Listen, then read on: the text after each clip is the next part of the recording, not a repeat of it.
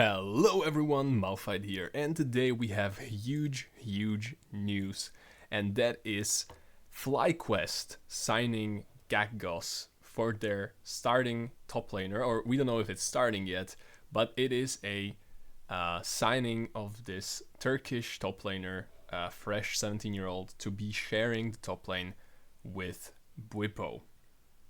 Now, this is absolutely crazy to me. First of all, Bwipo is one of the best, if not the best, top laners in the whole league. We already heard during the offseason, before even the winter split, that they are looking to replace Bwipo, potentially Bwipo moving on to more of a coaching role.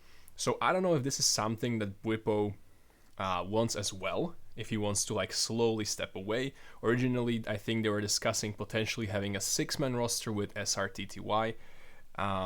Then he ended up being signed to Dignitas instead.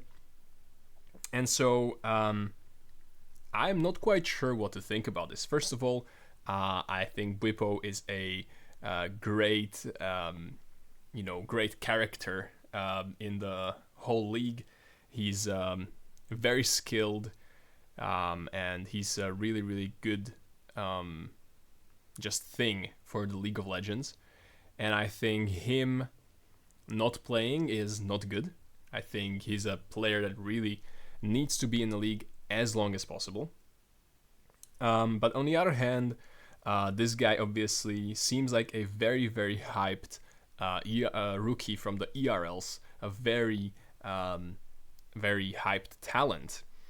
And so he is coming from the Turkish league, from Turkish ERLs to NA as the youngest import, replacing Santorin's record. I think he's only 17 years old and 3 months in Santorin. I think when he got imported to NA, it was like 17 and a half or something. So that's just a fun fact right there. So this guy currently the youngest import, at least the youngest European. I don't know how it is with Koreans and so on. The problem is, I don't really get why you would import this guy.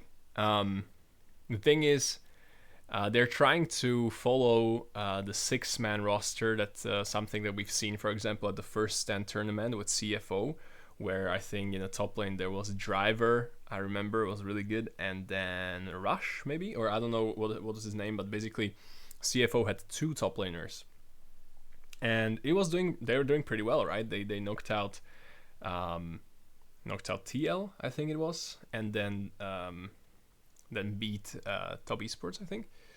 Also beat, EU, NA, right? Everyone. Except for HLE. But overall, this approach, I don't really think is going to work. From my opinion, we've seen 6-man rosters. We've seen it even with the biggest teams. We've seen it with T1, right?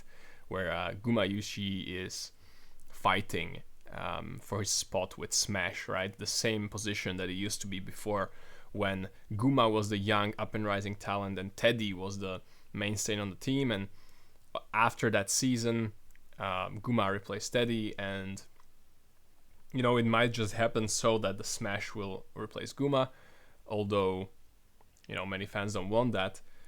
But I just don't really see the point of 6-man rosters. It's a bit confusing once you play with that guy, once you play with the other guy. Obviously, it can help maybe, to light some fire in Bwipo, to help him focus. I don't know what is the behind the scenes stuff, right? I don't see into the reasons why the Flyquest did this, but to be fair, they're great. They're a great team. They I think are the best team in NA, if they perform well. And so why they brought this guy in, I don't know. Maybe you can tell me in the comments. But I'm not a fan. I would like to see this guy on a team where he can properly get some experience, because I think he's very strong. He's a good rookie.